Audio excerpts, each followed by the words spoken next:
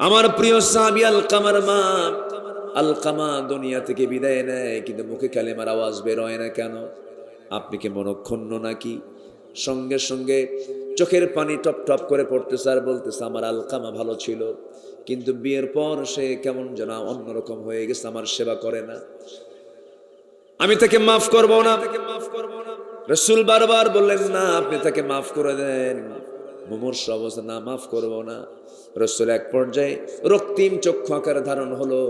রাসূল কেঁপে গিয়ে বললেন, অবাধ্য মায়ের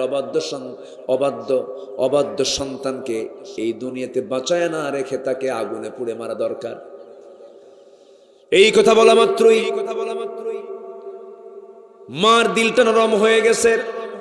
মা চোখের পানি ফেলতে ফেলতে বলতেছে, ইয়া রাসূলুল্লাহ, আপনি আমার সন্তানকে মারবেন নাকি? কেন মারবেন? অবাধ্য সন্তানকে কি করবো? আগুনে পুড়েই তো মারা দরকার। সঙ্গে সঙ্গে মা চোখের পানি ফেলে ফেলে বলতেছে, ইয়া রাসূলুল্লাহ, সন্তান পেটে ধারণ করছে আমি, দুধ খাওয়াইছে আমি আপনাকে দিল থেকে বলে দিচ্ছি, যত রাগ ক্ষোভ সব এই সঙ্গে আমি এই মুহূর্তে আমি সব আমার দিল থেকে মুছে দিলাম, আমি তাকে মাফ করে দিলাম। সঙ্গে সঙ্গে দেখা গেল ওই সাহাবীর মুখ থেকে বের হয়ে গেছে, আশহাদু আল্লা ইলাহা ইল্লাল্লাহু ওয়াহদাহু লা শারীকা লাহু ওয়া আশহাদু আন্না মুহাম্মাদান আবদুহু ওয়া রাসূলুহু। তাহলে বাপমার গুরুত্ব মনে হয় আছে নাকি? আসতে বলে আছে? মা বড় না বউ বড়?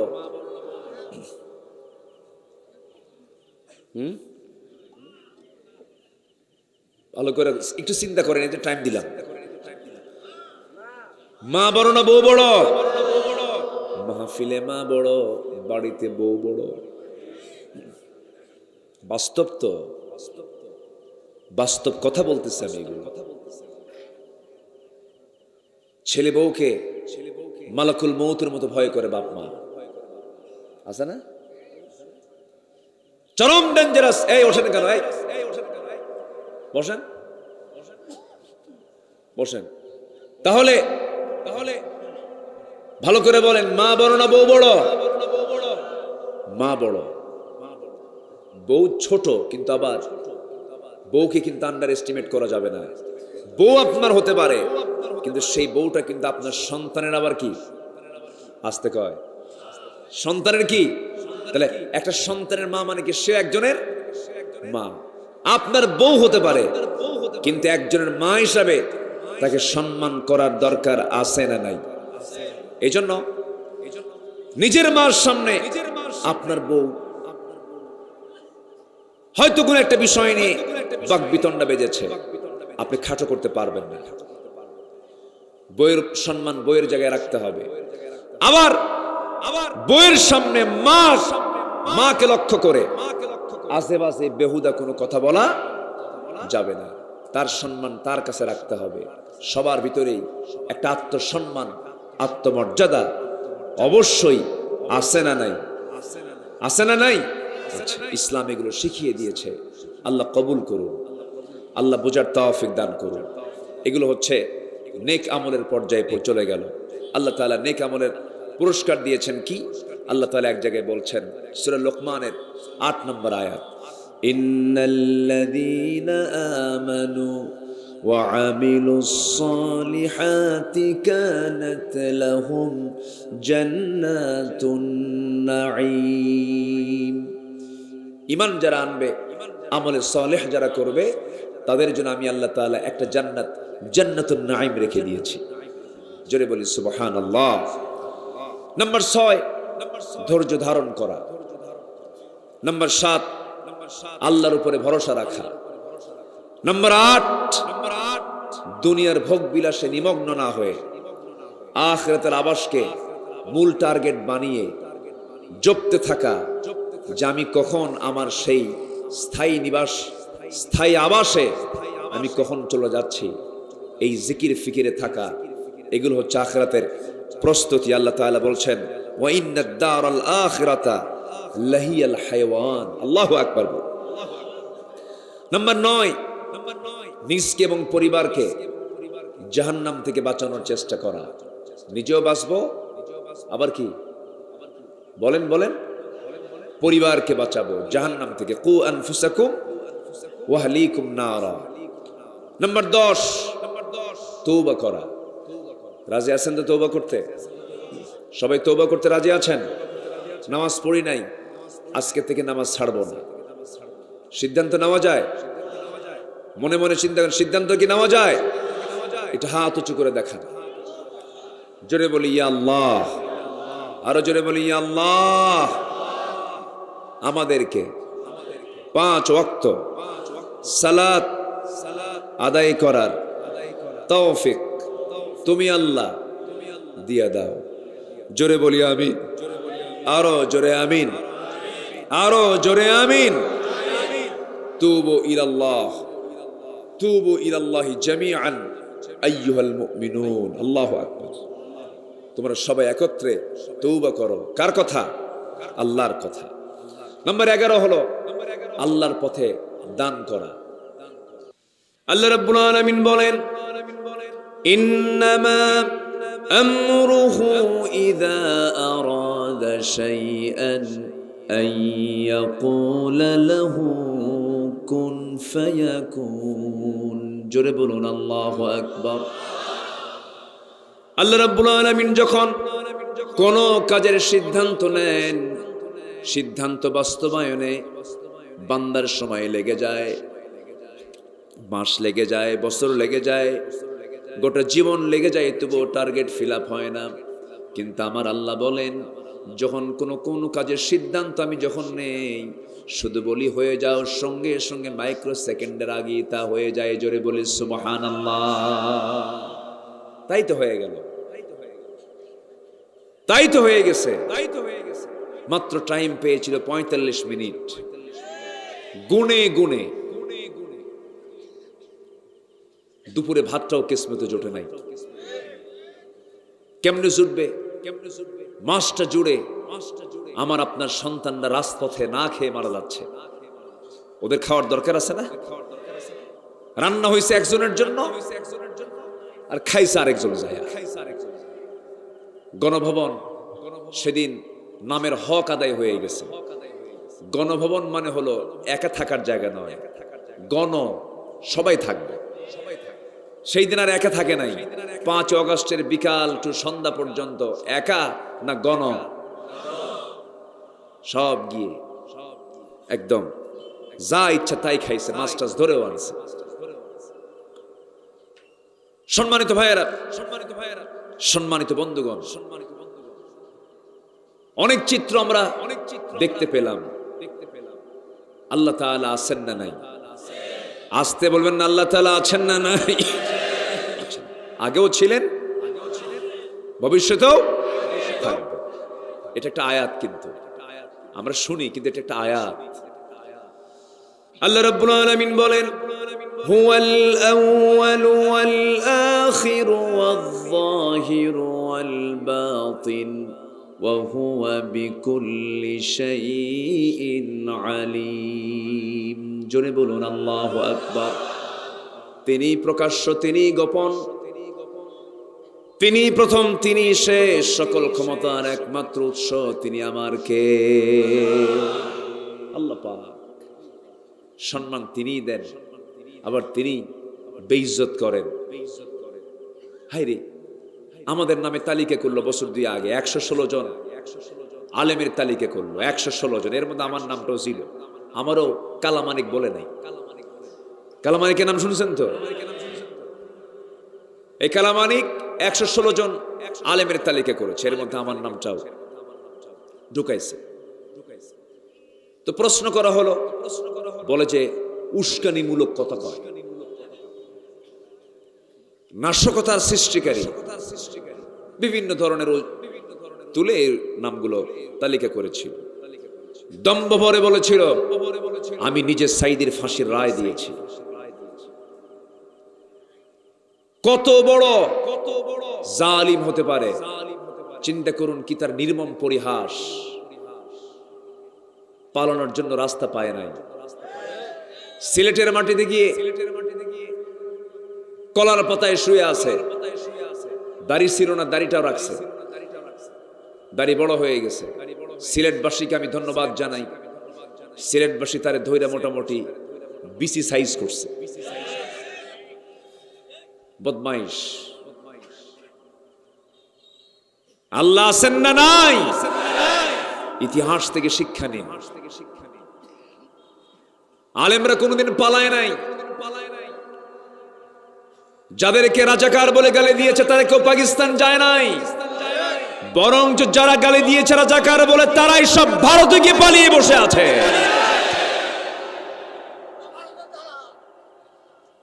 সম্মানিত ভাইয়েরা,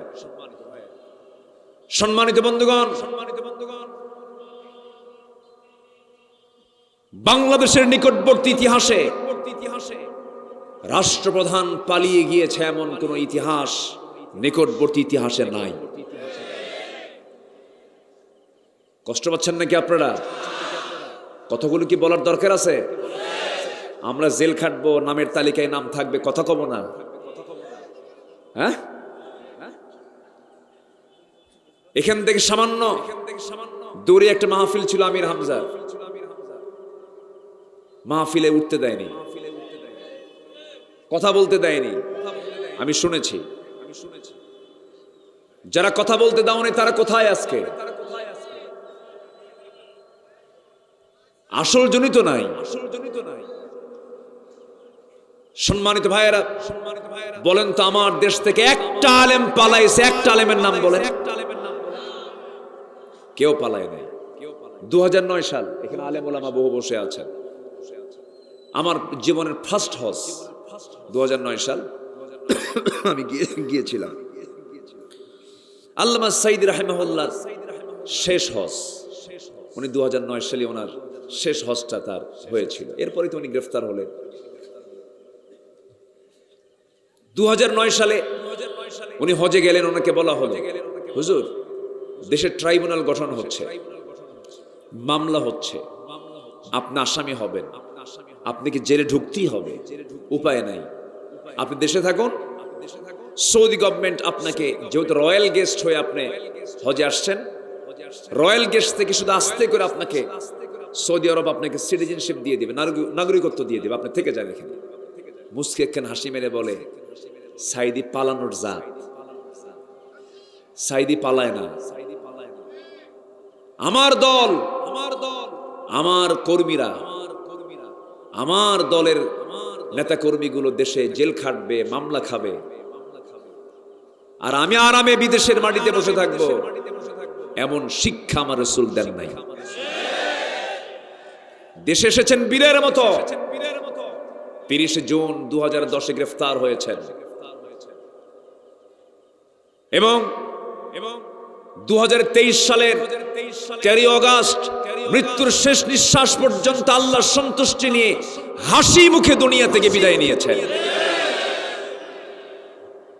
এত সস্তা, ঈমানটাকে টিকে রাখা এত সস্তা বিষয় নয়।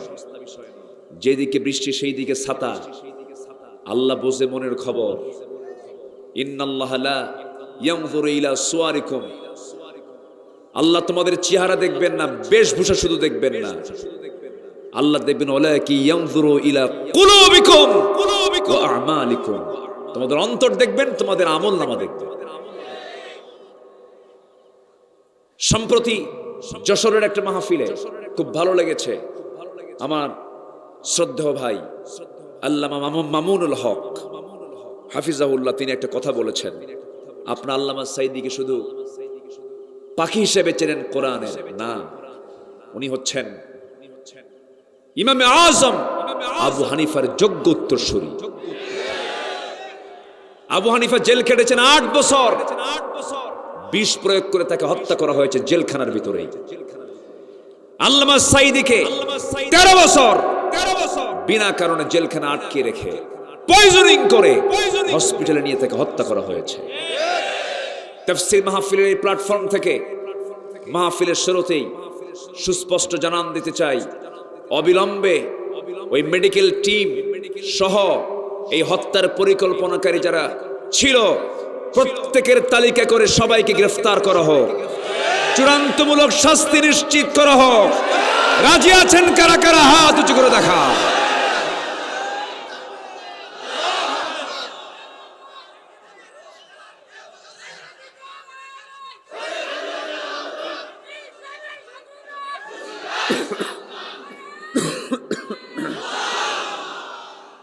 আল্লাহ কবুল করুন, জোরে বলে আমিন, আরো জোরে আমিন। সম্মানিত ভাইয়েরা, আবার এমন আলেম আমার দেশে আছে, আল্লামা সাঈদীকে ফাঁসি দেওয়ার জন্য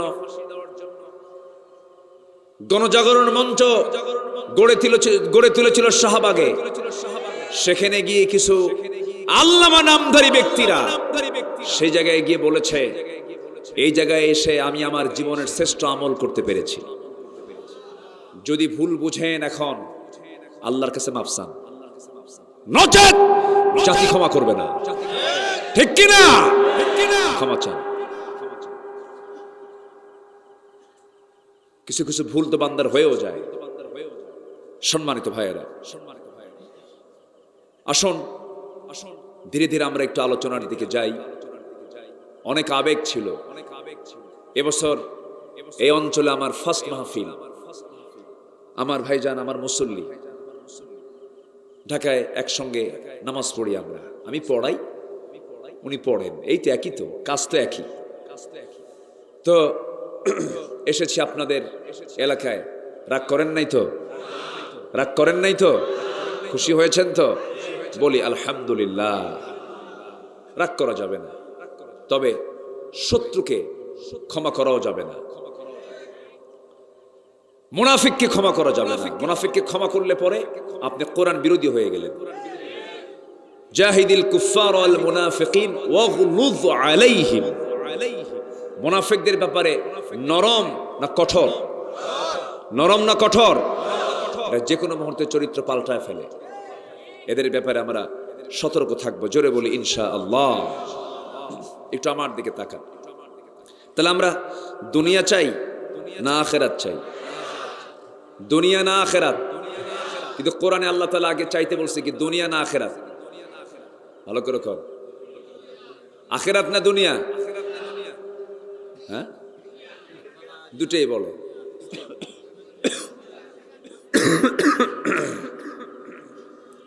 একটু ঠান্ডা লাগছে, বুকে খুব কফ জমেছে। এই যে ঠান্ডা গরম, একটু দোয়া করবেন না আমার জন্য ইনশাআল্লাহ।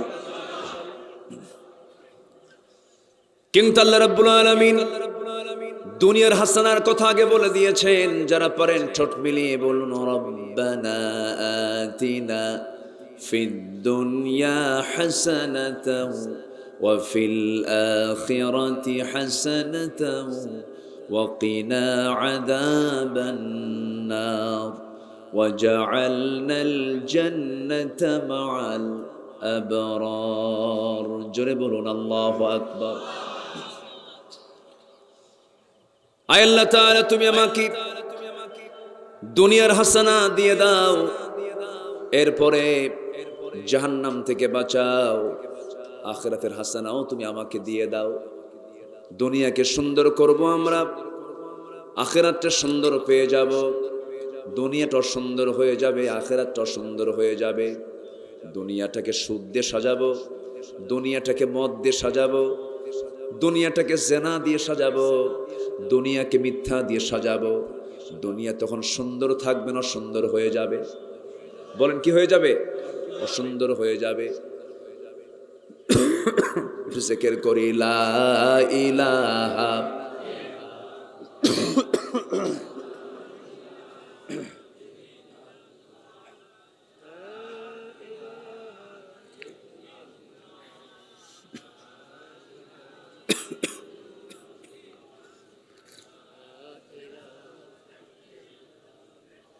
আরো জোরে লা ইলাহা, আরো জোরে লা ইলাহা, লা ইলাহা ইল্লাল্লাহু মুহাম্মাদুর রাসূলুল্লাহ সাল্লাল্লাহু আলাইহি ওয়াসাল্লাম। দুনিয়াকে আমরা সুন্দর করে সাজায় নেব, আখিরাতটাও সুন্দর হয়ে যাবে। দুনিয়া জেনার জায়গা নয়, দুনিয়া মদ্যপানের জায়গা নয়, দুনিয়া সুদ খাওয়ার জায়গা নয়। কিন্তু দুঃখজনক হলো সত্য, আমার দেশে এই সমস্ত অপকর্মের পরিমাণ কম না বেশি? আমি কি আলোচনা করব? তো এরকম লাইন ধরলো কেন সবাই? এই যে কিছু কিছু লাইন কোথায় আবার আসবে? ও মানে অনেক আগে বসার কারণে চাপচুপ লাগছে। ও আচ্ছা, আবার আসবে তারা। কিন্তু এরকম করলে তো সমস্যা। একটু মাহফিলের শৃঙ্খলা একটু হলেও একটু হ্যাঁ দেখতে একটু বেমানান হয়। আমরা চেষ্টা করব শেষ অবধি দোয়া পর্যন্ত একটু কষ্ট করে থাকবো। জোরে বলি ইনশাআল্লাহ, আরো জোরে বলি ইনশাআল্লাহ।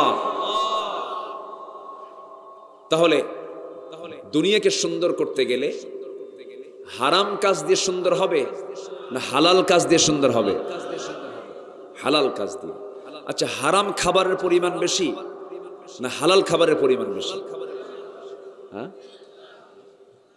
কি বললো? হালাল খাদ্য বেশি না হারাম খাদ্য বেশি? হালালই বেশি। হুররিমাত আলাইকুমুল মাইতাতা ওয়াদ-দামা ওয়া লাহমাল খিনজির। হারামের তালিকা কিন্তু খুব একটা লম্বা নেই, কম।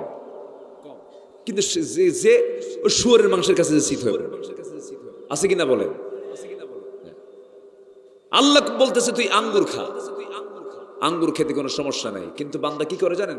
আঙ্গুরটা পচায়া বাঁশি বানায়া মদ করে খায়।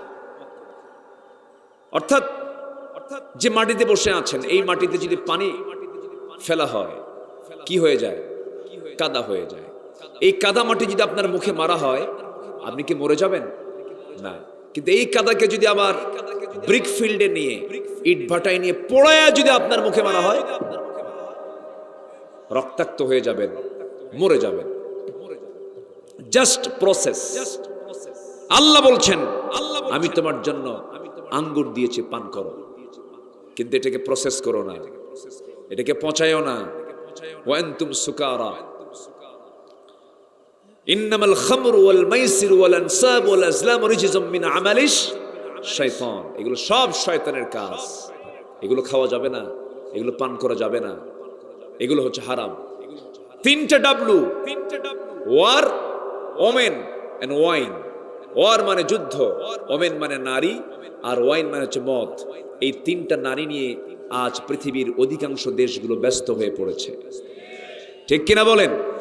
এই তিন বিষয় কি নেই আরবের সেই আইয়ামে জাহেলিয়াতের সেই কোরাইশরা অসভ্য বর্বর যুগেও এই তিনটা জিনিসকে নিয়ে তারা ব্যস্ত ছিল। তাহলে আগে ছিল হলো ওল্ড জাহেলিয়াত, এখন হলো নিউ জাহেলিয়াত। আগের যুগে মেয়ে সন্তান হলে জীবন্ত পুঁতে মারত, আর এখন মেয়ে সন্তান পৃথিবীতে আসতেই দেয় না। কি আমার কথা কি বুঝতেছেন আপনারা? মেয়ে সন্তান আসতেই দেয় না, যায় টেস্ট করে যদি দেখে যদি মেয়ে সন্তান, ওখানেই ভ্রণটাকে নষ্ট করে ফেললো। তাহলে এটা কি ছোটখাটো অপরাধ না অনেক বড় অপরাধ? এগুলো অপরাধ তো আমার দেশে নাই। আসতে বলবেন না, আছে না নাই? তাহলে তারা করতে এক ভাবে, এবার হয়ে এখন বর্তমান পৃথিবীতে হয়ে গেছে হচ্ছে আপডেট ভার্সন, মানে আলাদা হবে এই প্রসেসগুলো হচ্ছে। বরঞ্চ আইয়ামে জাহেলিয়াতকেও হার মেনে দিয়েছে আজকের পৃথিবী। আমরা ইতিহাসে কোথাও পাইনি, যারা ইতিহাসের ছাত্র ছিলেন কেউ দেখাতে পারবেন না যে আরবের ওই বর্বর যুগের মানুষগুলো 3.5 বছরের কোনো শিশুকে ধর্ষণ করেছে। এটা পাবেন না, নাই। মরা লাশ কবর থেকে তুলে ধর্ষণ করা হয়েছে, লাশটাকে মর্গে রাখা হয়েছে, মর্গে রাখা লাশের উপরে জেনা করা হয়েছে, ধর্ষণ করা হয়েছে। এমন চিত্র, এমন ইতিহাসকে আমরা কোন ইতিহাসে পাইছি? পাই নাই। তাহলে এই চিত্র কেন? এই চিত্র চিত্রায়িত হওয়ার মূল কারণ হলো গোটা জাতি আজকে এই কোরআন থেকে কাছে না দূরে? আসতে বলবেন না, কাছে না দূরে? এই কিতাব থেকে দূরে থাকা মানে কি? আল্লাহ থেকেও আসতে, আল্লাহ থেকেও, আল্লাহর ভয় থেকেও দূরে থাকা। আমার বন্ধুগণ, এই জন্য এই কিতাবের সঙ্গে সম্পর্ক রাখতে হবে। সবার আগে এই কিতাবকে আত্মস্থ করার চেষ্টা করতে হবে। আখিরাতের প্রস্তুতির জন্য, পরীক্ষায় যেমন পরীক্ষা দিতে গেলে প্রস্তুতির জন্য কিসের প্রস্তুতি নিতে হয়? বইয়ের প্রস্তুতি নিতে হয়, পড়ার প্রস্তুতি নিতে হয়। তেমনি জান্নাত পেতে গেলে না পড়ে, না জেনে, না বুঝে জান্নাত মিলবে না। সেই সিলেবাস হলো একটা মাত্র সিলেবাস। জান্নাতে যাওয়ার সিলেবাস কয়টা বলেন? হাদিস কি? হাদিস এর ব্যাখ্যা, হাদিসের ব্যাখ্যা। তাহলে মূলত সিলেবাস কয়টা? একটা। এই সিলেবাস হলো জান্নাতে যাওয়ার সিলেবাস। সবাইকে শিখতে হবে, জানতে হবে। হয়তো অনেক একটু মনে মনে চিন্তা করতেছে, হুজুর এই বুড়ো বয়সে আপনি কি চিন্তা মাথার মধ্যে ঢুকায় দিয়ে এখন পড়বো কেমনে? আমার বন্ধুগণ, আমার নিজের চোখে দেখা, আমি আমার নিজের হাতেও মাথায় দাস্তারবন্দি দিয়েছি। 5 থেকে 6 বছর বয়স, অথচ তার সিনার মধ্যে 30 পারা কোরআন মুখস্থ। জোরে কোন সুবহানাল্লাহ। কে দিয়েছেন? আসতে বলবেন না, কে দিয়েছেন? তাহলে কোরআন জানার দরকার আলেমের না সবার? আলেমের না সবার? হাফেজের না সবার? সবার। কোরআন সবাইকে শিখতে হবে। কোরআনের মাহফিলে এটা আমার 1 নম্বর আহ্বান। আমরা শিখে নেব কোরআন। জোরে বলে ইনশাআল্লাহ। যে সিলেবাস আমরা 53 বছর পাইছি, এই সিলেবাসে জাতির কিছুই হয় নাই। তার বড় প্রমাণ হলো পদ্মা সেতুর মতো একটা বিশাল বড় সেতু উদ্বোধন হলো। সে উদ্বোধনী তেলাওয়াতে এমন তেলাওয়াত করছে, শয়তান অসন্তুষ্ট। শুনছেন কিনা জানি না, মনে আছে কিনা আপনাদের? সূরা রহমান তেলাওয়াত করছিল পদ্মা সেতুর উদ্বোধনে। এমন তেলাওয়াত, ওই তেলাওয়াত শুনে কোরআন তো রহমত দেবে না, কোরআন ওর উপর আরো গজব চাবে। রুব্বা কারিন লিল কুরআনি ওয়াল কুরআনু ইয়ালআনুহু। তাহলে দশা কেন হলো? অথচ যে তেলাওয়াত করেছে সে একজন বিসিএস ক্যাডার। ওরা চেয়েছিল কোন আলেমকে দিয়ে তেলাওয়াত করাবে না। বোঝেন নাই? দেশে, আমার দেশে কি হাফেজের সংখ্যা কম? এটা কি সরকারি উদ্যোগ না জনগণের উদ্যোগ? ভালো করে বলবেন কিন্তু। এই দেশের হিফজ মাদ্রাসা, এই দেশের কওমি মাদ্রাসাগুলো এবং ব্যক্তিগত উদ্যোগে কিছু প্রাইভেট মাদ্রাসাগুলো, মসজিদগুলো সরকারি টাকায় চলে না জনগণের টাকায় চলে? দোয়া করেন আল্লাহ যেন এমন একটা পরিবেশ দিয়ে দেন, এইরকম ওয়াজ মাহফিল, মসজিদ, মাদ্রাসা জনগণ থেকে টাকা যেন নাও লাগে, সরকার থেকে যেন সব এগুলো ব্যবস্থা হয়ে যায়। এমন একটা পরিবেশ আসুক। সবাইকে আপনারা চান না? সবাই চান না? আপনারা সবাই চান না? আল্লাহ কবুল করুন। জোরে বলি আমিন। সম্মানিত ভাইয়েরা, এখন সেই যুগের মানুষ কত ভয়ঙ্কর ছিল, আমরাও ভয়ঙ্কর কম নই। ছোট্ট একটি ইতিহাস আমার মনে পড়লো। মাহফিলে কি মা বোনরা আসছে? আছে তো না? মায়েরা আছে তো? বসার ব্যবস্থা করেন না মাদের? আচ্ছা, মাদেরও কোরআন শোনার, কোরআন বোঝার কিন্তু একটা পরিবেশ তৈরি করে দেওয়া উচিত। পর্দার নিয়ম রক্ষা করে মেয়েদের কোরআন শোনার দরকারও আছে না নেই বলেন তো? আচ্ছা, আমার নবীজি কিন্তু বয়ান করেছেন, ইয়া মা'আশারান নিসা, হে নারী সমাজ, তাসাদ্দাকনা, বেশি করে দান করো, ফাইন্নী উরিতুকুন্না, আমাকে দেখানো হয়েছে। তখন মহিলার ভিতর থেকে আবার পাল্টা প্রশ্ন করছেন, কেন ইয়া রাসূলুল্লাহ? এটার জবাবটা আমাদের একটু জানিয়ে দেন। আমার রাসূলও মেয়েদেরকে লক্ষ্য করে, নারী সমাজকে লক্ষ্য করে তিনি বয়ান করেছেন। এমন হাদিস আছে না নাই? আচ্ছা, সম্মানিত ভাইয়েরা, তো আমি ছোট্ট একটি ইতিহাস আমার মনে পড়লো। আমার নবীজির জন্মের আগের একটা ঘটনা, আমার নবীজির জন্মের পরের কিছু ঘটনা। আমার নবীর কাছে এক সাহাবী এসে হাউমাউ করে হঠাৎ করে কান্দে, কিন্তু কিচ্ছু বলে না। আমার রাসূল বলছেন, সাহাবী তুমি কি ইসলাম কবুল করে ভুল করছো নাকি? এত কান্দো কেন, কিছু বলো না।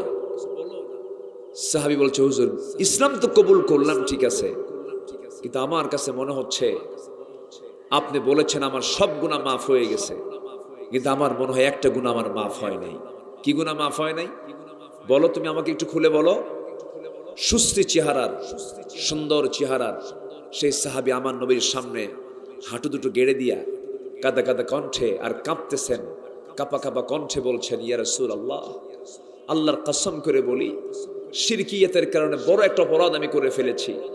আমি আমার নিজ হাতে আমি আমার কন্যা সন্তানকে আমি নিজের হাতে খুন করেছি। আমার মনে হয় আল্লাহ তাআলা আমার এই গুনাহটা মাফ করবেন না। আমার নবীজি বললেন, শুনেছি বহু, কিন্তু তোমার সামনে থেকে আজকে আমি এটা শুনতে চাই। আমার নবীজি শুধু বলতেন না, তিনি শুনতেন, শুনতেন আবার বলতেন, বলতেন মানুষকে বলার সুযোগও দিতেন।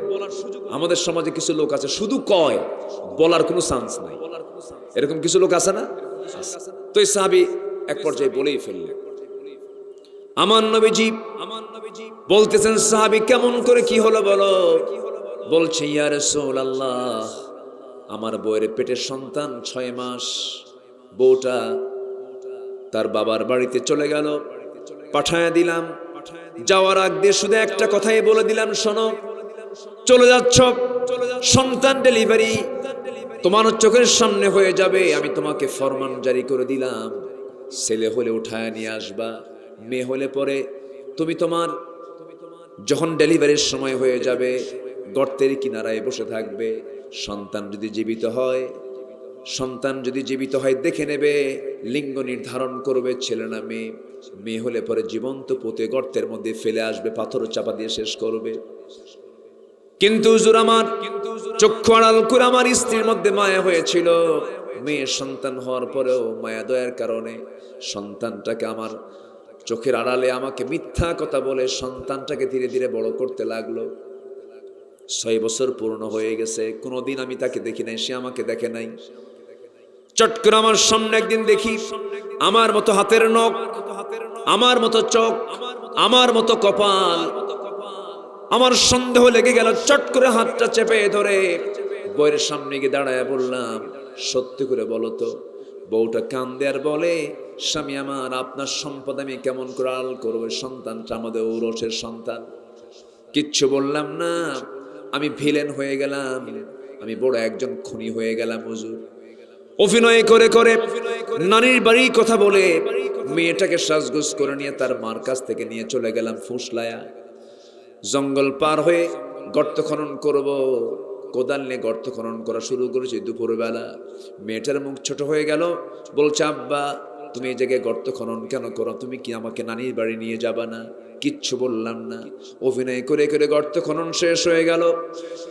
আমার মেয়েটা দেখলাম আমি যখন কোদাল দিয়ে যখন গর্ত খনন করি, গামছা দিয়ে আমার গোটা দেহের সমস্ত ঘামগুলো ঝরে সুন্দর করে মুছে মুছে দিচ্ছে। চোখ কচি কচি নখ দিয়া মুখের মধ্যে দাড়ির মধ্যে নখ ঢুকায়া বালুগুলো সাফ সাফ করে দিচ্ছে। আমি কিচ্ছু বলতে পারলাম না। শিরকিয়াতের কারণে গর্ত খনন যখন শেষ হয়ে গেল, মেয়েটাকে বললাম, মা দেখো তো, উকি মেরে দেখো তো গর্ত খনন কেমন হয়েছে। আমার মেয়েটা একটা মুচকি হাসি মারছে, হুজুর। এই কথা আমি বারবার চিন্তা করেও ভুলতে পারি না। যখন গর্তটাকে উকি মেরে যখন দেখতে লাগলো, পিছন দিকে চলে আসলাম, এমন জোরে ধাক্কা মারলাম, এক ধাক্কায় গর্তের মধ্যে গিয়ে পড়ে গেল উপর হয়ে। চিত হয়ে দুটো হাত এক জায়গায় করে বলছে, বাবা বুঝতে পেরেছি আমার মার কথাটা সত্য হয়ে গেছে, তুমি আজকে আমাকে মেরে ফেলার জন্য নিয়ে আসছো। আমি মেয়ে হয়ে জন্মগ্রহণ করেছি, আব্বা তোমার কাছে করজোরে বিনতি জানাই, আল্লাহর কসম করে বলি, তোমার কাছে আমি প্রাণ ভিক্ষা চাচ্ছি, একটা বারের জন্য জীবন ভিক্ষা দিয়ে দাও, জীবনে ভিক্ষা করে খাবো, কিন্তু তোমার সামনে আমি মুখ দেখাবো না। এতবার বললাম, কি দিল পরিমাণ চুল পরিমাণ কোনো মোহাব্বত জাগ্রত হলো না।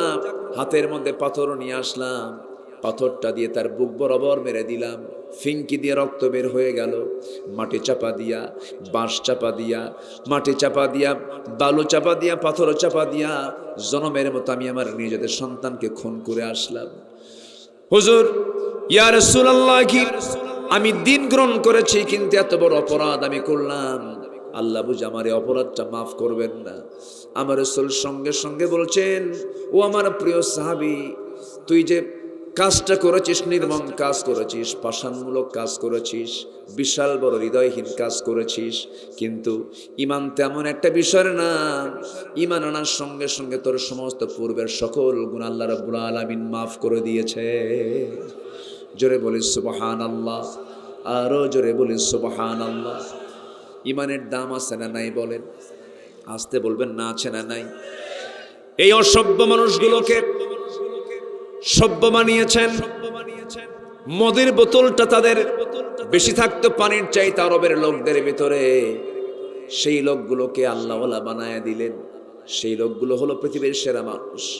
গোটা পৃথিবী কিয়ামত পর্যন্ত আবু বকরের মতো একটা লোক পাবে নাকি? আসতে বলে পাবে? ওমরের মতো পাবে নাকি? আলীর মতো পাবে নাকি? ওসমানের মতো পাবে নাকি? সব তারা মক্কার মানুষ। কোথাকার মানুষ বলেন? মক্কার মানুষ। কেন ভালো হলেন? কি জন্য ভালো হলেন? কি দিয়ে ভালো হলেন? আমার নবীজির বয়স ছিল মোট হলো 63 বছর 9 ঘন্টা। 40 বছর পর্যন্ত তার সামনে কোরআনটা আসেই নাই। এই 40 বছর আমার নবীজি বসেছিলেন না, চেষ্টা করেছেন, কিন্তু ব্যর্থ হয়েছেন, পারেন নাই। কিন্তু পরের 23 বছরও যে তিনি পেয়েছিলেন, সাথে ছিল কোরআন। যা করেছেন সেখানেই তার সফলতা এসেছে। জোরে বলি সুবহানাল্লাহ। কি দিয়া? আসতে বলবেন না, কি দিয়া? কোরআন দিয়া। সেই কোরআন যদি আমরাও ধরি, আমরা বিফল হব না সফল হব? বিফল হব না সফল হব? আমরা সব দেখেছি, আর দেখতে চাই না। 71 থেকে 2024 সাল পর্যন্ত আমরা যা দেখেছি, যে পরিমাণ বৈদেশিক সাহায্য আমার দেশে এসেছে, তার 75% গেছে হলো নেতাদের পকেটে। আমরা ওই জাতীয় নেতৃত্ব আর দেখতে চাই না, যে নেতৃত্বে নামাজ নাই, যে নেতৃত্বের স্লোগান ইসলাম নয়, যে নেতৃত্ব কোরআন চায় না, যে নেতৃত্ব আল্লাহর দ্বীন ইসলামকে চায় না, যারা আল্লাহর জমিনে আল্লাহর দ্বীন কায়েম হোক এটা চায় না, ওই সমস্ত নেতৃত্বের মুখে আমরা জুতা মারি, থুতু মারি। ঠিক কিনা? কোরআন যারা চাবে এই জমিনে কোরআন জারি হোক, এই জমিনে কোরআনের বিধান চালু হোক, সবাই কি চান? আসতে সবাইকে চান? এখনকার মৌলবাদ বলে গালি দেওয়ার কেউ আছে? কেউ আছে বলেন? কেউ নাই। কত গালি দিয়েছে। আমরা চাই কোরআন, ওরা বলে আমাদেরকে মৌলবাদ। ওরা আমাদের তালিকা করেছে 16 বছর। এই 16 বছর এখন আমাদের দায়িত্ব হলো আল্লাহর দেওয়া নিয়ামত ভোগ করে জমিনে থাকে, আল্লাহকে যারা অস্বীকার করে ওই সমস্ত নাস্তিকের বাচ্চাদের সমস্ত তালিকাগুলো করা দরকার। ঠিক কিনা? যারা মুরতাদ, এই নাস্তিক চক্র যারা উচিত চূড়ান্ত শাস্তি নিশ্চিত করে রাসূলকে যারা গালি দিয়েছে, এদেরকে দুনিয়া থেকে বিদায় করে ওদের রক্ত, মাংস, হাড়, হাড্ডি কুত্তা বিলাই দিয়ে খাওয়ানো দরকার। রাজি আছেন কারা কারা? হাত উঁচু করে দেখান।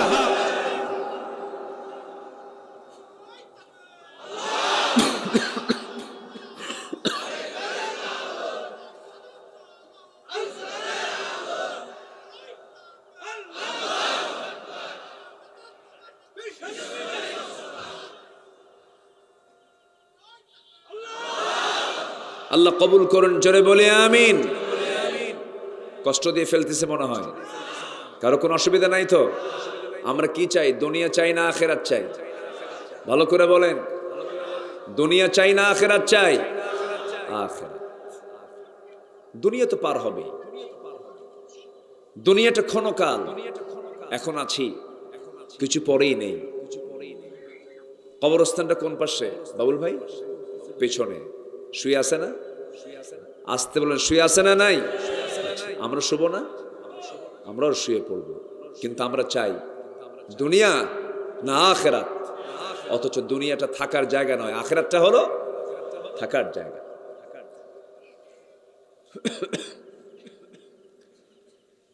যে দুনিয়া আমার থাকার জায়গা নয়, সেই দুনিয়ার জন্য কত পেরেশানি, সেই দুনিয়া পাওয়ার জন্য কত পাগলামি।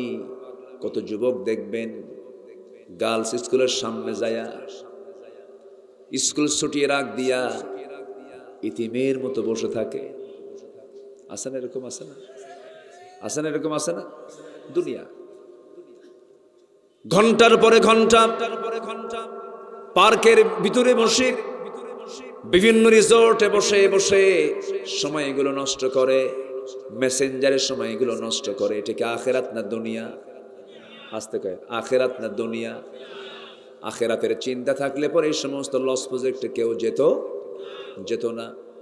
আমি আজকে লক্ষ্য করছি আজকের মাহফিলে, যুব সমাজ আজকের মাহফিলে বেশি বলি আলহামদুলিল্লাহ।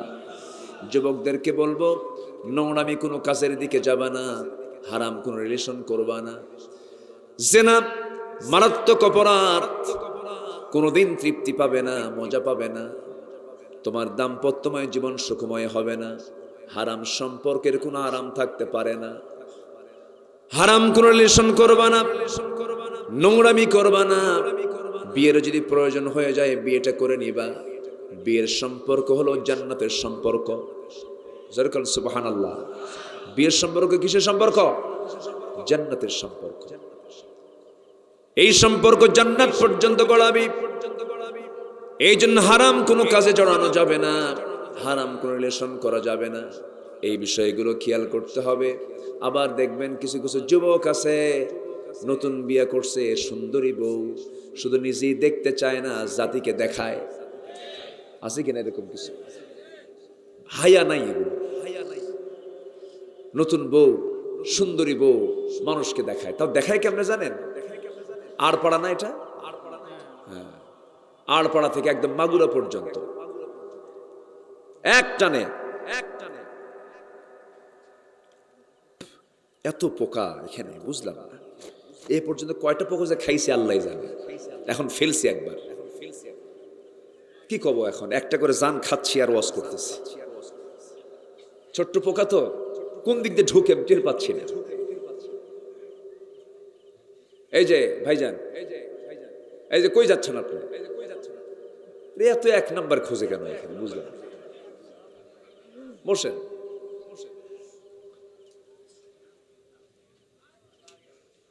তো নতুন বিয়া কইরা সাধারণ কোনো হোন্ডা না, প্লেন সিট না। এখনকার সিট আবার দেখবেন যত হাইফাই হোন্ডা আছে না, কি যেন নাম বলে, R15, আরো কি আছে, জিক্সার আছে, আরো কি কি নাম আছে, যাও R15 লেটেস্ট ভার্সন। আচ্ছা, দেখবেন ওটার প্যাসেঞ্জার সিট হলো 2 তলা, আর ড্রাইভিং সিট হচ্ছে নিচতলা, আন্ডারগ্রাউন্ড। দোতলায় প্যাসেঞ্জার থাকে আর আন্ডারগ্রাউন্ডে ড্রাইভার থাকে। এখন দোতলার এই প্যাসেঞ্জার সিটে বসাই হলো নতুন বউকে, যেন জাতির দেখতে যেন চুল পরিমাণ কোনো অসুবিধা না হয়, মাথা থেকে পা পর্যন্ত বসায় দিল। স্বামী ড্রাইভার টান দিল হোন্ডা। কিন্তু আগের প্রথম যখন হোন্ডা কোম্পানি হোন্ডা বের করে তখন বিকট আওয়াজ ছিল। এখন আবার যত দামি হোন্ডা হোক আওয়াজ খুব কম। অল্প আওয়াজে তো আর সবাই দেখতে পাবে না। যেদিক দিয়ে হাওয়া বের হয়, ধোঁয়া বের হয়, ওটার নাম কি? সাইলেন্সার। এই সাইলেন্সার টোটাল খুলে ফেলে। খুললে পরে তখন আওয়াজটা ওই সাবেক হোন্ডার মতো হয়। বোঝেন নাই? বিকট আওয়াজ। মানে বিকট আওয়াজ মানি তো ওই দিকে নজর যাবে মানুষের। একদিকে আছে হলো কয়তলায় বউ, কয়তলায়? দোতলায়। আরেক দিকে আওয়াজ বিশাল। দিলার পাড়া থেকে টান চলে গেছে মাগুরা পর্যন্ত। জাতির রাস্তার দুধার থেকে যা দেখার দরকার ছিল হক সহ আদায় করল। সন্ধ্যার সময় চলে গেল এক পুকুর পাড়ে বা নদীর পাড়ে, গিয়ে লাল শাড়ি পরায়া দিয়া, অর্ধলগ্ন দেহ সাজগুজ করায়, চুল টুল ছেড়ে দিয়া, চোখে মুখে আশকারা মাস্কারা লাগায়া, গালে গুলে আটা ময়দা লাগায়া, ছবি একখান তুললো 16 Pro Max আইফোন দিয়া, ছবি টুবি তুলে ফেসবুকে আপলোড দিয়ে বলল, প্রিয় ভাইয়েরা আসুন আমার নতুন বউটাকে সবাই মিলে জামাতের সাথে দেখি। জোরে কর নাউজুবিল্লাহ, জোরে বলেন নাউজুবিল্লাহ। এরকম কিছু দুশ্চরিত্রের কিছু লোক, বিকৃত রুচির কিছু মানুষ আছে না নাই? আসতে বলবেন না, আছে না নাই? আছে। আমি তো কোনো আওয়াজ পাচ্ছি না এখানে, একটু আওয়াজটা বাড়ান। সম্মানিত ভাইয়েরা, তাহলে এই সমস্ত চারিত্রিক গুণ কি আখিরাতের চিন্তার বিষয়? আখিরাতের চিন্তার লোক কি এগুলো করতে পারে? আমরা প্রস্তুতি নেব হচ্ছে আখিরাতের, আমার দ্বারা যেন কোনো হারাম কাজ সংগঠিত না হয়। জোরে বলি ইনশাআল্লাহ। কোরআনে কারীম 13টা কাজ করতে বলেছে, 13টা কাজ করো, আখিরাতের প্রস্তুতি তোমার হয়ে যাবে। জোরে বলি সুবহানাল্লাহ। নাম্বার 1 হলো, আমি শর্ট করে বলবো, এই 13টা পয়েন্ট আমরা একটা একটা করে শিখে যাব। আমার পরামর্শ এটা নয়, আমার আল্লাহর পরামর্শ। তিনি বলছেন 13টা কাজ তোমরা শিখে নাও, দুনিয়ার জীবনে আখিরাতের প্রস্তুতি নেওয়ার জন্য এই পাথেয়গুলো তোমার বড় কাজে লাগবে। নাম্বার 1 হলো আল্লাহ রাসূলকে বিশ্বাস করতে হবে সন্দেহ নিয়ে না দ্বিধাহীন চিত্তে। বলেন বলেন বলেন, সন্দেহ নিয়ে না দ্বিধাহীন চিত্তে? দ্বিধাহীন ভাবে, দ্বিধাহীন চিত্তে আল্লাহকে বিশ্বাস করতে হবে। সুম্মা লাম ইয়ারতাবু, আল্লাহকে যারা বিশ্বাস করবে সন্দেহাতীত ভাবে, বলি আল্লাহু আকবার।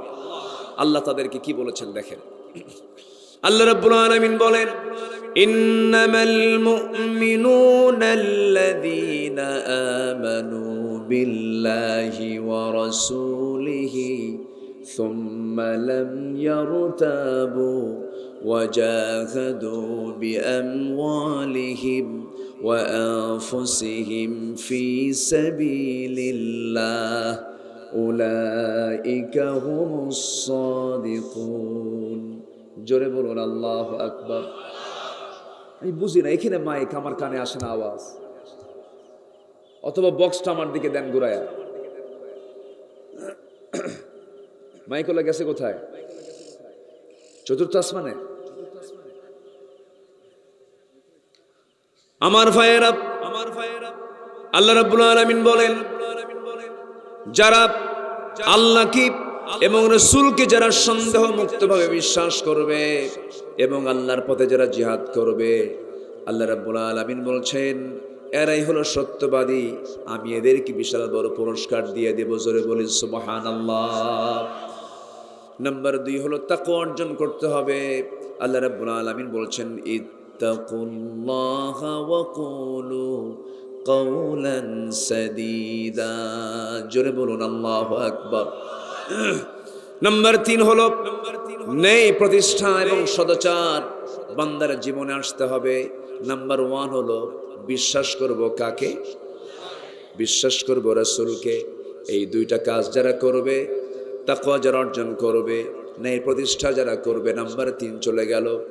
নাম্বার 4 হলো দ্বীনের সঠিক ইলম অর্জন করে যে বান্দা জীবনটাকে সুন্দর করে সাজাবে। ইলম হাসিল করার দরকার আছে না নাই? বলেন, আসতে বলবেন না, আছে না নাই? প্রত্যেকের জন্য ইলম হাসিল করা, জ্ঞান অর্জন করা কি বলেন?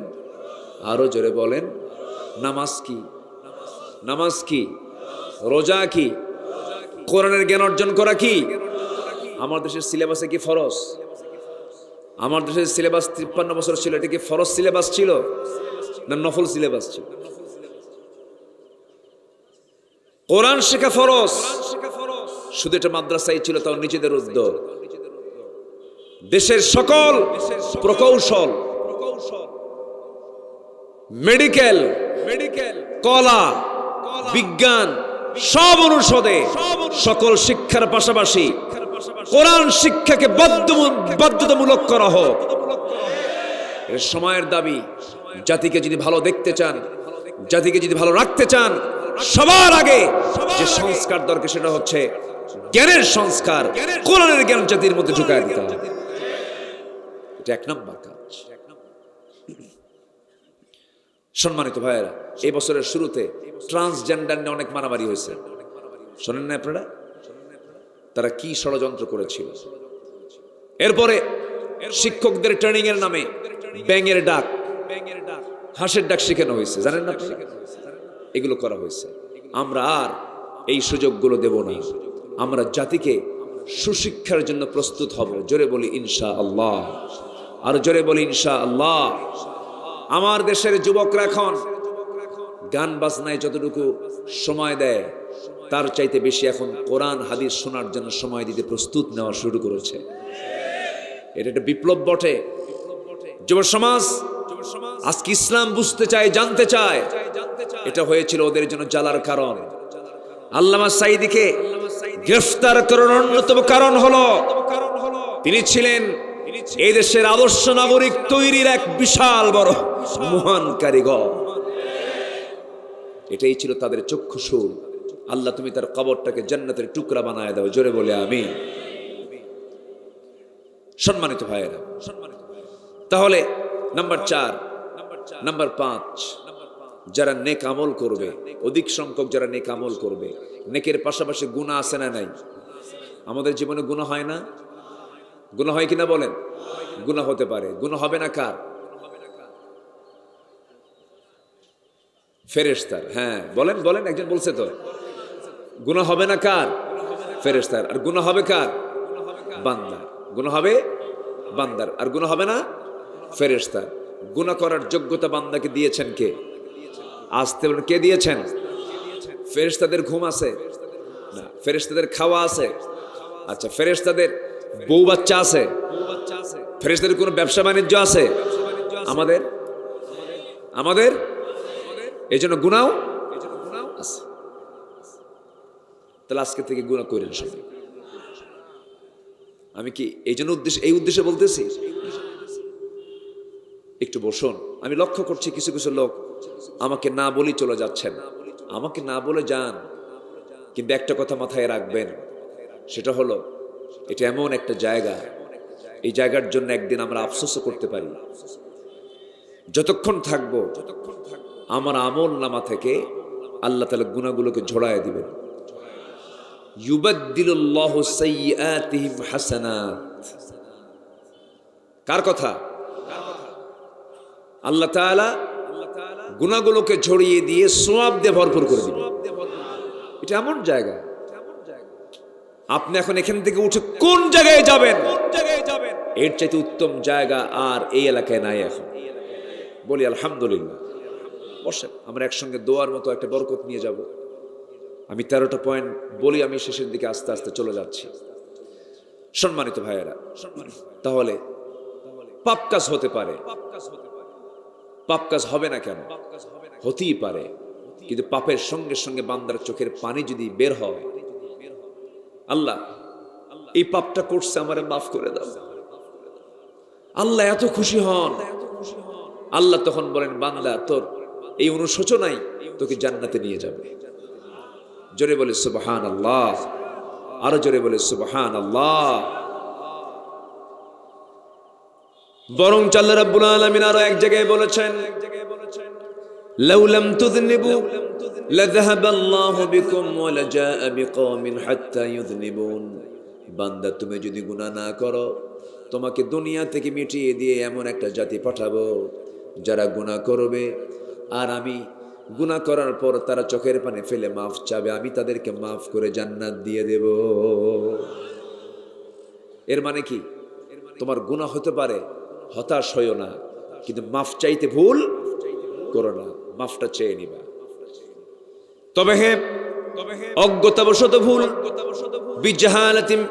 জাহালাতিম বিসু, অজ্ঞতাবশত ভুল একটা ভুল, আবার পরিকল্পিত একটা ভুল একটা ভুল। পরিকল্পিত গুনাহকে আল্লাহ রাব্বুল আলামিন মাফ করবেন না, কিন্তু হঠাৎ করে না জেনে ভুল হয়ে গেছে আল্লাহ রাব্বুল আলামিন তাকে মাফ করে দিবেন। আমার ভাইয়েরা, কোন পরনারীর দিকে মন তো চায় তাকায় দেখি, পরনারীর সুন্দর চেহারার দিকে মন চায় একটু তাকায় দেখি, কিন্তু আমি তাকাচ্ছি না, আমি তার দিকে নজরও দিচ্ছি না, চোখটা আমি নিম্নগামী করতেছি, বারবার তাকানোর জন্য মন চাচ্ছে, এরপরও তাকাই না, আল্লাহর ভয়ে তাকাই না। আল্লাহ রাব্বুল আলামিন ওই মুজাহিদকে বড় মুজাহিদ বলেছেন, জোরে বলি সুবহানাল্লাহ। কোন নারীর দিকে যদি নজর চলে যায়, রাসূল বলেছেন এই ফিতনা এখন দুনিয়াতে কম না বেশি? বলেন কম না বেশি? দেখবেন না, আপনাকে দেখতেই হবে, না দেখে যাবেন কই? ডানে যাবেন, বামে যাবেন, সামনে যাবেন, পিছনে যাবেন। এক বুড়া চাচা 2015 সালে আমার সঙ্গে হজে গিয়েছে। তো চাচা আমার সাথে বিমানে উঠলেন, তো বিমানে উঠে সিটে বসছে। তো যারা বোঝে সিটটা লাগাতে হয়, ওই যে বেল্ট লাগাতে হয়, বেল্ট না লাগানো পর্যন্ত বিমান উড্ডয়ন করে না, কারণ একটা ঝাঁকিতে মাথাও ফেটে যেতে পারে। তো সবাই বেল্ট এটা বাধ্যতামূলক। তার মুরব্বী বয়স হয়ে গেছে, তারা তার এগুলো বোঝে না। তো এগুলো লাগানোর জন্য সেখানে ডিপার্টমেন্ট আছে, একটা সার্ভিস দেয়। ম্যাক্সিমাম গোটা পৃথিবীর বিমান সার্ভিসে বিমান ক্রু থাকে হচ্ছে অধিকাংশই মহিলা, এবং সেগুলো নিতে গেলে তারা সুন্দরী মহিলাগুলো নিয়ে নেয়, অর্ধলগ্ন তাদের সার্ভিস, নাউজুবিল্লাহ বলে। তো এই বিমান বালা ওই চাচার সামনে এসে কোমরের বেল্ট ঠিক করে দেয়। আমারে ওখান থেকেই বলতেছে, বাবা এটার নাম কি হজ নাকি বাবা? বুঝলেন, মানে উনি তো বোঝে না। তো বললাম চাচা, মানে উনি আমার উপর খেপে গেছে, মানে এখানে যে আমার কোনো হাত নাই, আমাদের কারোই যেখানে কিছু বলার নাই, উনি এটার বোঝে নাই। গ্রামের নিরীহ মানুষ, একটা লিপস্টিকওয়ালা অর্ধলগ্ন একজন মহিলা সে তার কোমর ঠিক করে দেয়, আর মুস্কি মুস্কি হাসি মারে। আমার এখন দেখায় এই কথা বলে, বাবা এটার নাম কি হজ নাকি বাবা? আমি বললাম চাচা সমস্যা নাই, যাওয়ার সময়ও পাবেন, আসার সময়ও পাবেন। কি কথা কি বুঝতেছেন আপনারা? কিন্তু আমার সামনে পড়লেও আমি তাকাবো না, এটার নাম হলো ঈমান। এটার নাম কি বলেন? যদি কোনো নারী আপনার সামনে পড়ে যায়, আমার রাসূল বলেছেন প্রথম নজরটা মাফ। প্রথম নজরটা কি বলেন? মাফ। দ্বিতীয় নজরটা পাপ হয়ে যায়। অনেকদিন আগে, বছর 15 আগে এরকম একটা মাহফিল থেকে ডান পাশে না বাম পাশে থেকে এক যুবক দাঁড়ায় বলে, হুজুর একটা কথা বলি, রাগ করবেন না কিন্তু। কি? আপনি বলেন প্রথম নজর মাফ, দ্বিতীয় নজরটা পাপ। প্রথম নজরে যদি 101 ঘন্টা তাকায় দেখি গুনাহ আছে নাকি? দেখছেন? দুষ্ট আমার ভাইরা, চোখটাকে নিয়ন্ত্রণ করতে হবে।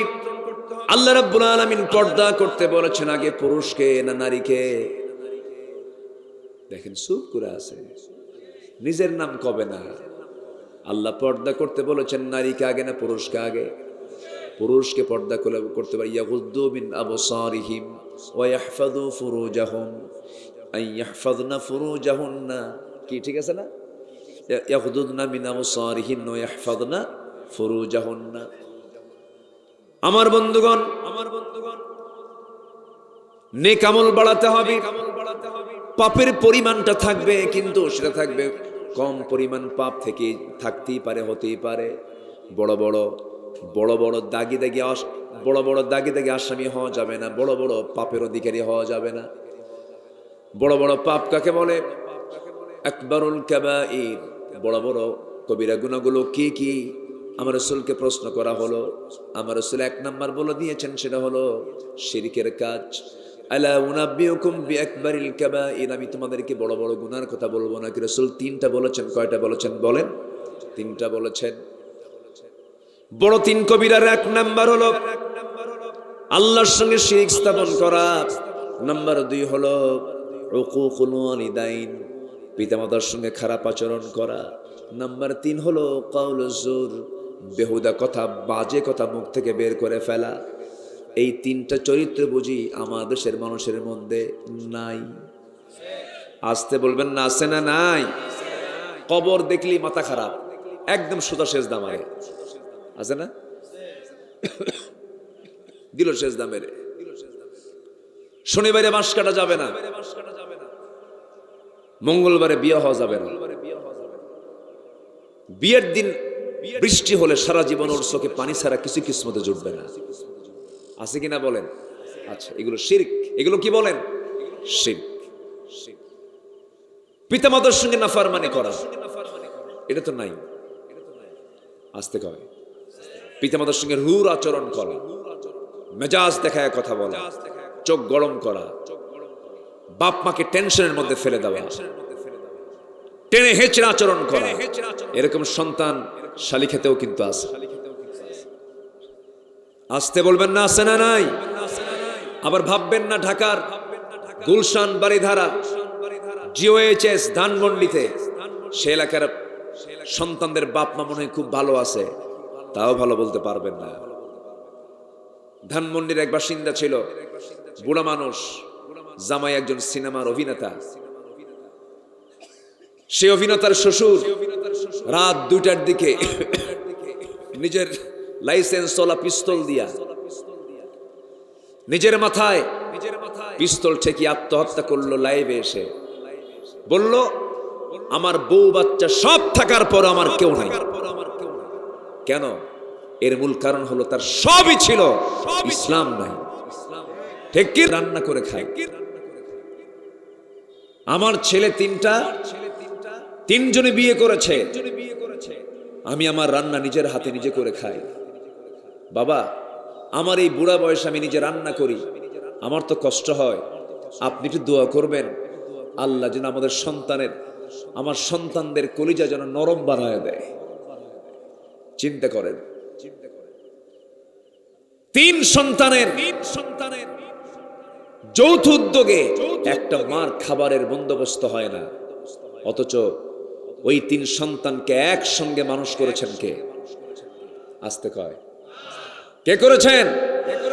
একজন করেছেন 3 জনকে, আর 3 জন পারে না একজনকে। পোড়া কপাল, পোড়া কপাল। সব যাবে তোমার, তোমার নামাজ যাবে, তোমার রোজা যাবে, সব ইবাদত মাটির সঙ্গে মিশে যাবে, শুধুমাত্র বাপ মার সঙ্গে যদি তুমি নাফরমানি করো। কারণ সবচেয়ে বড় বড় গুনার ভিতরে রাসূল 3টাকে তালিকায় নিয়েছেন, এর মধ্যে আল্লাহর পরেই 2 নম্বর তালিকা দিয়েছেন হলো আব্বা আম্মা। আল্লাহু আকবার বলে। এই জন্য আব্বা আম্মার সঙ্গে আমরা সুন্দর আচরণ করব। জোরে বলি ইনশাআল্লাহ, জোরে বলি ইনশাআল্লাহ। এক সাহাবী মারা যাচ্ছেন, মুখ থেকে কালিমা বের হয় না। এক সাহাবী এসে বললেন, হুজুর কি করা যায়? কে? আলকামা। আমার তো খুব প্রিয় সাহাবী, দেখো তো তার মা বেঁচে আছে নাকি। দেখেন, রোগ ধরে ফেলছেন। মা বেঁচে আছে নাকি? হ্যাঁ আছে। মাকে ডেকে আনা হলো। আমার রাসূল বললেন, আমার প্রিয় সাহাবী আলকামার মা। আলকামা দুনিয়া থেকে বিদায় নেয়, কিন্তু মুখে কালেমার আওয়াজ বের হয় না কেন? আপনি কি মনক্ষুণ্ণ নাকি? সঙ্গে সঙ্গে চোখের পানি টপ টপ করে পড়তেছে আর বলতেছে, আমার আলকামা ভালো ছিল, কিন্তু বিয়ের পর সে কেমন যেন অন্যরকম হয়ে গেছে, আমার সেবা করে না, আমি তাকে মাফ করব না। রাসূল বারবার বললেন, না আপনি তাকে মাফ করে দেন। মুমূর্ষু অবস্থা, না মাফ করব না। রাসূল এক পর্যায়ে রক্তিম চক্ষু আকার ধারণ হলো। রাসূল কেঁপে গিয়ে বললেন, অবাধ্য মায়ের অবাধ্য সন্তানকে এই দুনিয়াতে বাঁচায় না রেখে তাকে আগুনে পুড়ে মারা দরকার। এই কথা বলা মাত্রই মার দিলটা নরম হয়ে গেছে।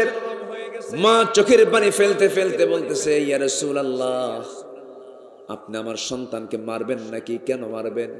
অবাধ্য সন্তানকে কি করবে? আগুনে পুড়েই তো মারা দরকার।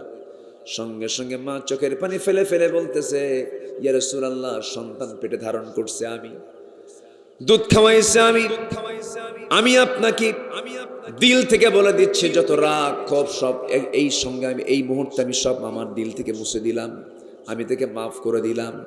সঙ্গে সঙ্গে দেখা গেল ওই সাহাবীর মুখ থেকে বের হয়ে গেছে, আশহাদু আল্লা ইলাহা ইল্লাল্লাহু ওয়াহদাহু লা শারীকা লাহু ওয়া আশহাদু আন্না মুহাম্মাদান عبده ورسوله।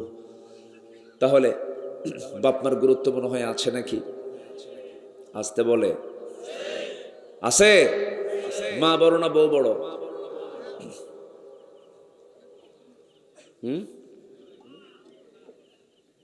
ভালো করে একটু চিন্তা করেন, একটু টাইম দিলাম।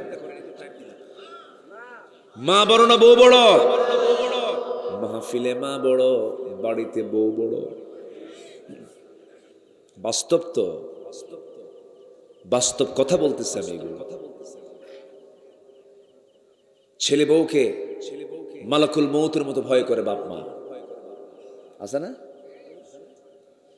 চরম ডেঞ্জারাস। এই ওঠেন কেন? বসেন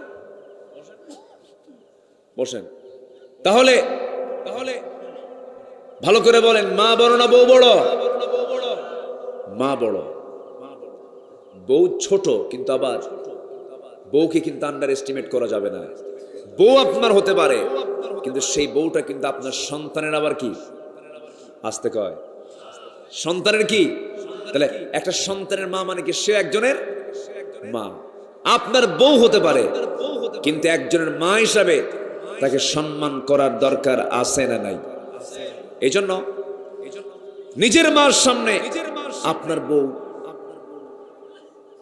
হয়তো কোনো একটা বিষয় নিয়ে বাকবিতণ্ডা বেজেছে, আপনি খাটো করতে পারবেন না। বইয়ের সম্মান বইয়ের জায়গায় রাখতে হবে। আবার বইয়ের সামনে মাকে লক্ষ্য করে আশেপাশে বেহুদা কোনো কথা বলা যাবে না। তার সম্মান তার কাছে রাখতে হবে। সবার ভিতরেই একটা আত্মসম্মান, আত্মমর্যাদা অবশ্যই আছে না নাই? আছে না নাই? ইসলাম এগুলো শিখিয়ে দিয়েছে। আল্লাহ কবুল করুন, আল্লাহ বোঝার তৌফিক দান করুন। এগুলো হচ্ছে নেক আমলের পর্যায়ে চলে গেল। আল্লাহ তাআলা নেক আমলের পুরস্কার দিয়েছেন কি? আল্লাহ তাআলা এক জায়গায় বলছেন, সূরা লোকমানের ৮ নম্বর আয়াত, ইন্নাল্লাযীনা আমানু ওয়া আমিলুস সালিহাতি কানাত লাহুম জান্নাতুন নাঈম। ঈমান যারা আনবে, আমলে সালেহ যারা করবে, তাদের জন্য আমি আল্লাহ তাআলা একটা জান্নাত, জান্নাতুন নাঈম রেখে দিয়েছি। জোরে বলি সুবহানাল্লাহ। নাম্বার ৬, ধৈর্য ধারণ করা। নাম্বার ৭, আল্লাহর উপরে ভরসা রাখা। নাম্বার ৮, দুনিয়ার ভোগ বিলাসে নিমগ্ন না হয়ে আখিরাতের আবাসকে মূল টার্গেট বানিয়ে জপতে থাকা, যে আমি কখন আমার সেই স্থায়ী নিবাস, স্থায়ী আবাসে আমি কখন চলে যাচ্ছি, এই জিকির ফিকিরে থাকা। এগুলো হচ্ছে আখিরাতের প্রস্তুতি। আল্লাহ তাআলা বলছেন, ওয়া ইন্নাদ দারাল আখিরাতা লাহিয়াল হায়াওয়ান। আল্লাহু আকবার। নাম্বার ৯, নিজকে এবং পরিবারকে জাহান্নাম থেকে বাঁচানোর চেষ্টা করা।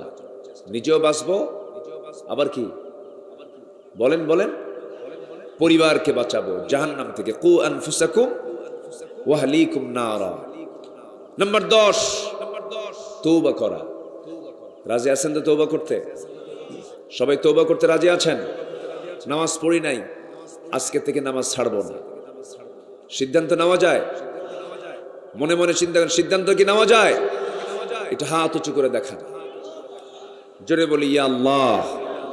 আরো জোরে বলি ইয়া আল্লাহ। আমাদেরকে 5 ওয়াক্ত সালাত আদায় করার তৌফিক তুমি আল্লাহ দিয়া দাও। জোরে বলি আমিন। আরো জোরে আমিন, আরো জোরে আমিন। তুবু ইলাল্লাহ, তুবু ইলাল্লাহি জামিআন আইয়ুহাল মুমিনুন। আল্লাহু আকবার। তোমরা সবাই একত্রে তওবা করো। কার কথা? আল্লাহর কথা। নাম্বার 11 হলো আল্লাহর পথে দান করা।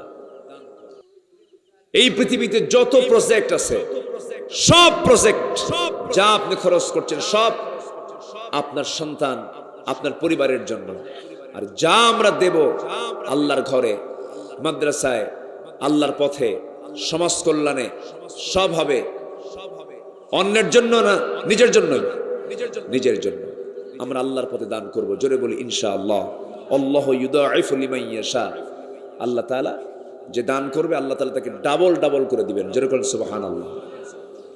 নাম্বার 12, শিরকের অন্তর্ভুক্ত সকল কর্মকাণ্ড থেকে নিজেকে মুক্তি রাখা। শিরকের বিশাল বড় ব্যাখ্যা আছে। শিরক এটা এমন একটা গুনাহ, পিঁপড়া হাঁটলে যেমন হাঁটার আওয়াজ কানে আসে না, বান্দা কখন শিরিক করে বান্দা নিজেও টের পায় না। কেমনে করে খাবো, কেমন করে চলবো, কথার মধ্যে শিরিক আছে না নাই? আচ্ছা, আমাকে খাওয়াবেন কে? কোনো সন্দেহ আছে? আমার আপনার বাড়িতে কত খাবারের যোগান, ফিলিস্তিন না খায় মারা যাচ্ছে।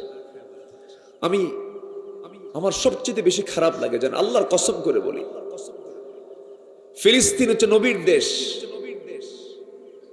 ফিলিস্তিন হচ্ছে মুসলমানদের প্রথম কিবলার দেশ। বাইতুল আকসা যেখানে, সেই ফিলিস্তিনে প্রত্যেকটা দিন শিশুগুলো না খায় মারা যাচ্ছে। বাবাহারা মাহারা সন্তানগুলো আকাশের দিকে তাকায় বলে, আকাশের মালিক, শুনেছি পৃথিবীতে নাকি 200 কোটি মুসলমান, আমরা না খায় মারা যাচ্ছি। আল্লাহ, তোমার কাছে ওদের বিরুদ্ধে মামলা দিলাম, জামিন আছে? আজ থেকে জামিন আছে? আমাদের জন্য উচিত তাদের জন্য দোয়া করা, তাদের পাশে দাঁড়ানো। আল্লাহ, দিল যেন কাঁদে এমন দিল বানায় দাও। জোরে বলি আল্লাহুম্মা আমিন। আরো জোরে আল্লাহুম্মা আমিন। নাম্বার 13 হচ্ছে আল্লাহ প্রদত্ত একমাত্র সঠিক পথের অনুসরণ করা। জান্নাতে যাওয়ার একটা লাইন আছে, যেরকম মাগুরা থেকে ঢাকা যাওয়ার লাইন আছে না নাই? আছে, ট্রেন লাইন। আর এটা কি ট্রেন লাইন আছে না? ও ট্রেন এখনো হয়নি এটা। আচ্ছা, বাস লাইন। তো জান্নাতে যাওয়ার একটা লাইন আছে, সেটা হচ্ছে একটাই লাইন, যে লাইনটা আমরা নামাজের মধ্যে সব সময় বলি, ইহদিনাস সিরাতাল মুস্তাকিম ওয়া ইন্না হাযা সিরাতি মুস্তাকিমা ফাত্তাবিউহু। তোমরা আমার সিরাতুল মুস্তাকিমের পথ অবলম্বন করো, অনুসরণ করো, অন্য লাইনে যেও না, সোজা তোমাকে জান্নাতের দরজায় পৌঁছায় দেবে। আল্লাহ কবুল করুন। নামাজের ওয়াদা মনে থাকবে, নামাজের কথা মনে থাকবে।